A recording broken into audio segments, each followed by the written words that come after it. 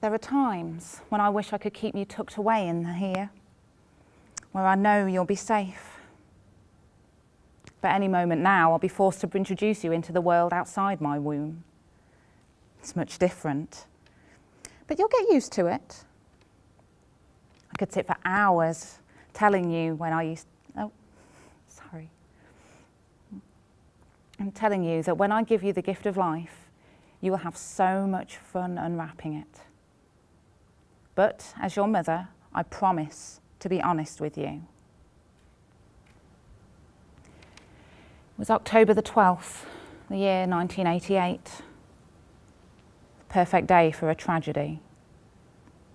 The clouds had abducted the sky, and it was too cold for children to play out. The streets were empty, all except for one.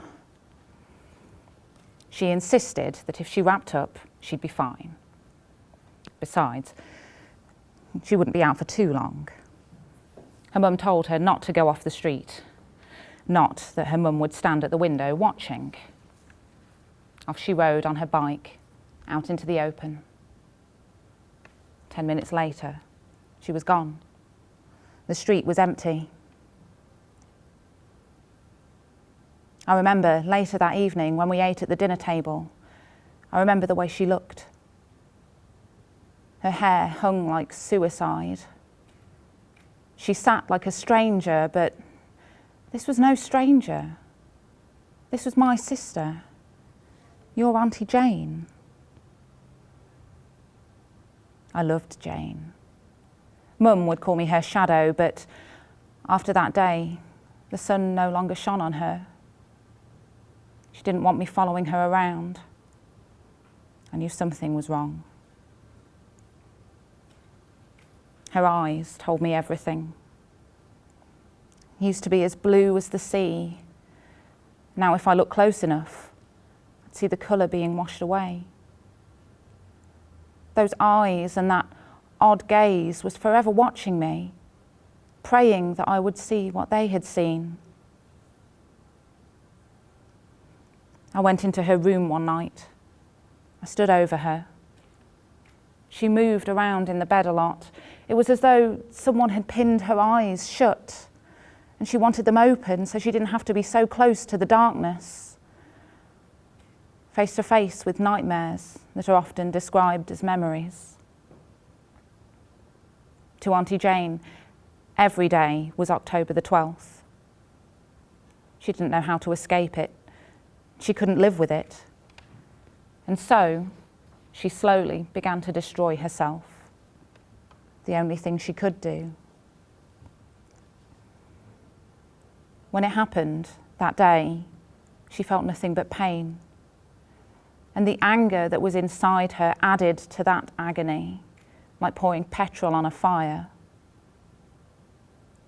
Every emotion she experienced soon became her comfort blanket.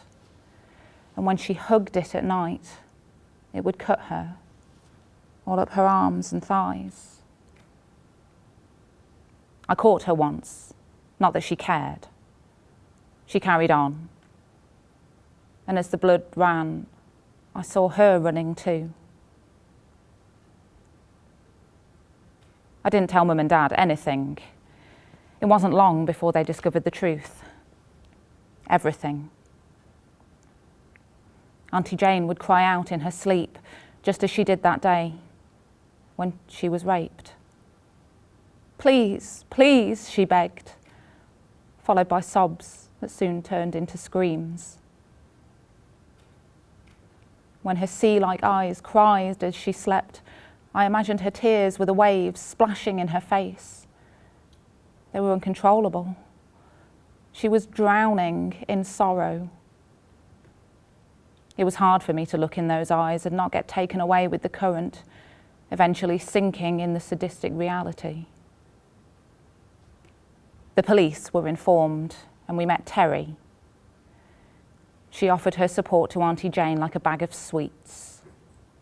I looked at her and thought, clueless.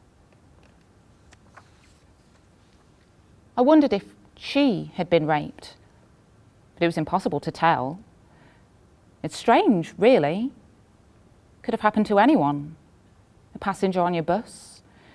Even someone sat amongst you now. And you wouldn't know. They held her down, she said. It wouldn't have taken much. She was small for 11. She'd suffered at the hands of evil as it dragged her into the adult world, while she stared at the ceiling pretending it was the sky, wishing on a star that death was nearby. We'd always played pretend. I'll be mummy and take baby to the shops. Even children want to protect their plastic babies, so I wouldn't know where to start, trying to understand what mum and dad were feeling. When the monsters were done and their filthy, rotten souls were satisfied, she no longer felt like she had the right to be a child. She didn't want to play mummies and daddies anymore, games of naivety. She spent the rest of her childhood begging loneliness to leave her alone, hiding away in her room. It got to the point where Auntie Jane couldn't cope, so she went somewhere far away from here. You'll find that happens in life sometimes. People can't cope. But we will. And I promise that no monsters will ever get you. I will love and protect you. I promise you that, Jane.